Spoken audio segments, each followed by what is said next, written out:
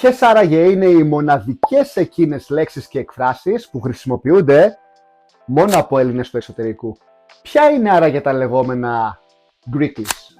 Αλήθεια, μπορεί κάποιος να μετατρέψει μία αγγλική λέξη σε ελληνική?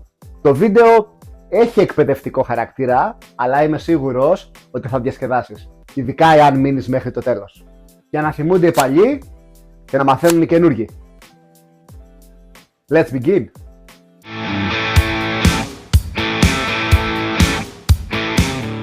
Είμαι ο Διονύσης ή όπως με φωνάζουν εδώ κάτω, Ντένις. Και καλώς ήρθατε στο κανάλι Greeks Down Under. Ζω και εργάζομαι στο Σίδνεϊ της Αυστραλίας τα τελευταία 14 χρόνια. Εδώ θα βρεις αληθινές εμπειρίες, χρήσιμες συμβουλές και πρακτικές πληροφορίες για τη ζωή μακριά από την Ελλάδα. Αναλύουμε θέματα καθημερινότητας, οικονομίας, μετανάστευσης αλλά και εργασίας.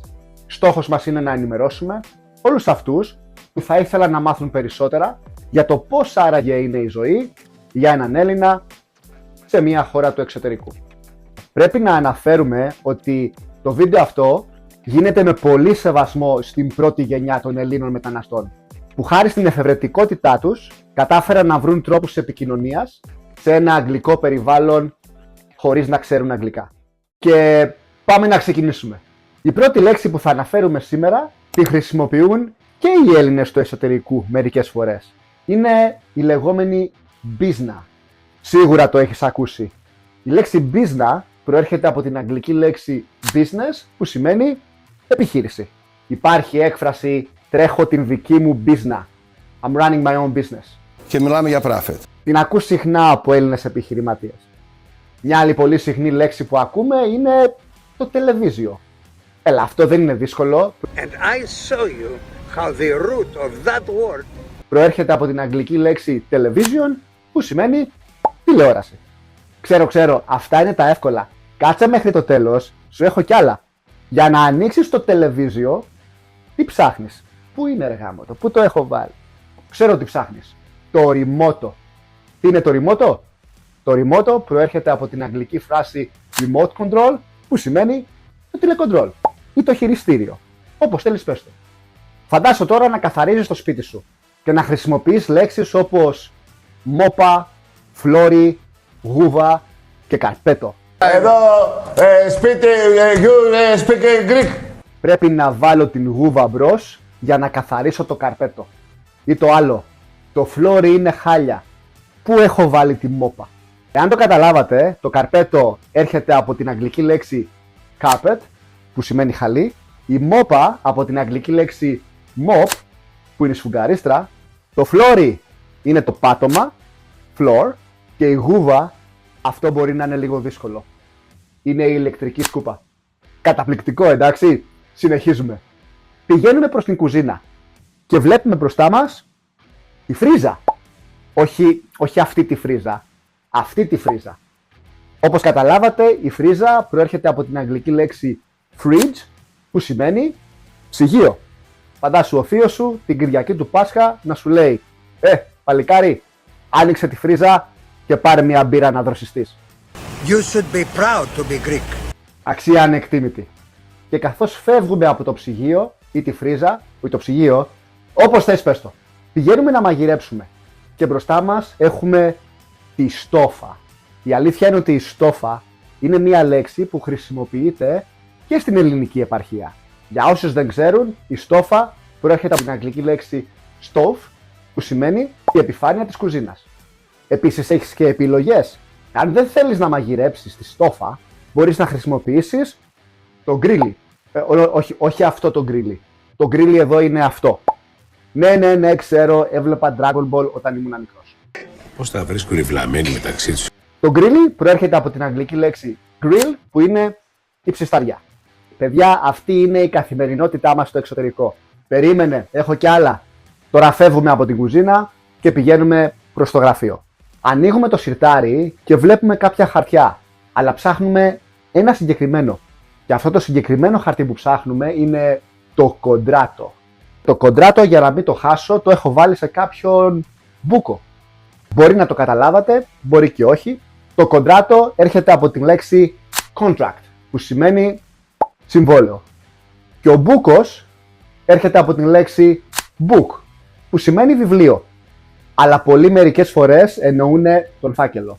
Εγώ τρελός είμαι, ό,τι θέλω λέω. Σε μια πολύ σοβαρή συζήτηση με έναν σοβαρό επαγγελματία, μπορεί ανά πάσα στιγμή να σου πει την φράση «Υπέγραψα κοντράτο χτες». Και σε παρακαλώ, μη σου φανεί παράξενο. Είσαι ακόμα στο γραφείο και βλέπεις πάνω στο έπιπλο έναν φάκελο. Τον ανοίγεις και μέσα έχει ένα ποσό. Θέλω να πιστεύω ότι δεν έχει πολλά ψηφιά. Και μόλις κατάλαβες ότι έχει έρθει ένα μπίλι. Και πρέπει να το πληρώσεις αυτό το μπίλι. Όπως κατάλαβες, το μπίλι προέρχεται από την αγγλική λέξη bill, που σημαίνει λογαριασμός. Μια που είσαι ακόμα στο γραφείο, άνοιξε και τον άλλο φάκελο και θα καταλάβεις ότι σου έχουν έρθει τα ταξέσια. Τα τάξεις. Η εφορία. Σε αυτή τη χώρα, τον θάνατο μπορεί να τον ξεγελάσεις. Την εφορία με τίποτα. Θα σας εξαφανίσω μεν. Μην αγχώνεσαι όμως, γιατί έχεις την εβδομαδιαία σου wedge. Η wedge έρχεται από την αγγλική λέξη wage, που σημαίνει μισθός. Καλά, δεν παίζεστε. Μα πού τα βρίσκετε όλα αυτά? Μετά από το γραφείο κατευθυνόμαστε στον εξωτερικό χώρο του σπιτιού. Και μπροστά μας βλέπουμε το γιάρι, το οποίο προέρχεται από την αγγλική λέξη yard, που σημαίνει αυλή. Αράζεις την αυλή σου, όμως κάποιος χτυπάει το κουδούνι.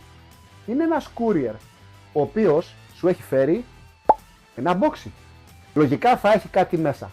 Πολύ απλά το boxy προέρχεται από την αγγλική λέξη box, που σημαίνει κουτί. Έχουμε φτάσει στο top 5. Σταμάτα πια! Σταμάτα! Στη θέση νούμερο 5 έχουμε την αντένα. Και εννοείται καμία σχέση με το ελληνικό κανάλι αντένα. Αλλά την αγγλική λέξη αντένα, που σημαίνει κεραία. Στο προηγούμενο διαμέρισμα που μέναμε, είχαμε ένα θεματάκι με τον ιδιοκτήτη. Είχε χαλάσει η κεραία της τηλεόρασης και ήθελα να μιλήσω στη γλώσσα του για να με καταλάβει καλύτερα. Και του λέω, ξέρετε, θέλει φτιάξιμο η αντένα. Αυτός με ευνηδίασε και μου απάντησε, κοίτα Διονύση, εάν θέλεις ελληνικά κανάλια, πρέπει να βάλεις δορυφορικό πιάτο. Εγώ αυτό δεν το πληρώνω. καλά, με έστειλε αδιάβαστο. Γεμίσανε οι ταράτσες πιάτα. Παλιά τα πιάτα τα βάζαν στους νεροκύτες. Τώρα τα βγάζουν στις ταράτσες να λιαστούνε. Άντε πάρε έναν ηλεκτρολόγο, άνθρωπέ μου, να έρθει να φτιάξει την κεραία της τηλεόρασης. Στο νούμερο 4. Λογικά στο σπίτι σου, κάποια στιγμή, εκτός από ηλεκτρολόγο, θα χρειαστείς έναν πλάμα. Τι είναι ο πλάμας? Μα αυτός που σου φτιάχνει τις βρύσες. Είναι κλασική περίπτωση βλάβης. Ο πλάμας προέρχεται από την λέξη plumber, που σημαίνει υδραυλικός. Έλα τώρα, παραδέξου το. Ευφιέστατο. Στο νούμερο 3 είναι μια λέξη που πραγματικά λατρεύω. Και δυστυχώς δεν την χρησιμοποιούμε στην Αυστραλία. Χρησιμοποιείται κυρίως στις βόρειες πολιτείες των Ηνωμένων Πολιτειών, αλλά πολύ περισσότερο στον Καναδά. Και δεν είναι άλλη από τα ξακουστά μπιλοζύρια. Για σκέψου, όταν έρχεται ο βαρύς χειμώνας, δεν πέφτει η θερμοκρασία, δεν πηγαίνει κάτω από το 0, below zero. Καταπληκτικό. Άρα, τα μπιλοζύρια προέρχονται από την αγγλική φράση below zero, που σημαίνει υπό το 0. Όταν το πρωτοάκουσα, τρελάθηκα. Νούμερο 2. Δεν είναι άλλο από το κάρο. Την πάτησες, όχι αυτό το κάρο. Για τους Έλληνες του εξωτερικού, κάρο μπορεί να είναι αυτό, αυτό, αυτό και αυτό. Μισό λεπτό να εξηγήσω. Το κάρο προέρχεται από την αγγλική λέξη car, που σημαίνει αυτοκίνητο. Είναι από τα πρώτα που άκουσα όταν πρώτο ήρθα στην Αυστραλία. Κάποιος ήρθε να με πάρει από κάπου και μου είπε, έλα, βάλε την τσάντα σου μέσα στο κάρο. Και ο τύπος οδηγούσε μία Mercedes. Κοιτάω το αυτοκίνητο, κοιτάω γύρω-γύρω, τι διάολο ρε, διαστημόπλια οδηγούν εδώ πέρα. Εντάξει ρε φίλε, οκ. Καλό είναι τα αμάξι, δεν το λες και κάρο. Το νούμερο 1 στη λίστα μου είναι η λέξη που ακόμα και σήμερα, μετά από τόσα χρόνια, σφίγγομαι για να μην ξεκαρδιστώ από τα γέλια. Είναι η κομπανία. Και δεν εννοώ αυτήν την κομπανία. Πίστεψέ με, η κομπανία κάποιου μπορεί να είναι μια πολύ σοβαρή υπόθεση. Γιατί η λέξη κομπανία προέρχεται από την αγγλική λέξη company, που σημαίνει εταιρεία. Στη συζήτησή σου θα σου πει κάποιος: πρέπει να φύγω γιατί έχω ένα πολύ σοβαρό meeting με τους μετόχους στην κομπανία. Στραβοκατάπιε, αλλά σε παρακαλώ μην αντιδράσεις. Σκέφτεσαι κάποια στιγμή να επισκεφτείς τη χώρα της Αυστραλίας? Είσαι ήδη Έλληνας μετανάστης στη χώρα αυτή ή σε κάποια άλλη χώρα και έξω? Χρησιμοποιείτε κάποιες από αυτές τις εκφράσεις? Γράψτε μου στα σχόλια εάν ξέχασα κάτι ή αν έχεις να προσθέσεις κάτι από τις δικές σου προσωπικές εμπειρίες.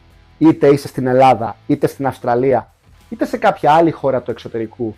Εάν βρήκες το βίντεο ενδιαφέρον, please like and subscribe για να μην χάσεις τα επόμενα βίντεο που έρχονται. Επίσης, κάνε ένα σχόλιο. Θετικό, αρνητικό, δεν έχει καμία σημασία. Απλά σε τον αλγόριθμο του YouTube να κάνει αυτό που πραγματικά ξέρει. Μείνε συντονισμένος και τα λέμε την επόμενη φορά. Τσιγιά!